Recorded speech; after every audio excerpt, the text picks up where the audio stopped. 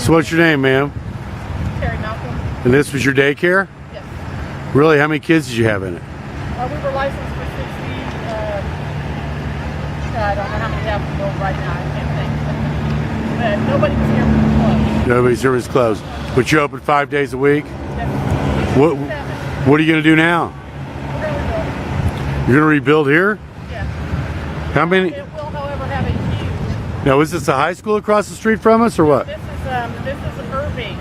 It was a grade school. It was a grade school. Was it an active grade school? Yes. Really? Best in town, if you ask me. So what's that right there? That was the power station, but on the other side of it was St. Mary's Church and Catholic School. I saw that. Is this your family here helping out? Yeah, it's my daycare family. Your daycare family? About 20 others just left, had to go help with family members. Do they really?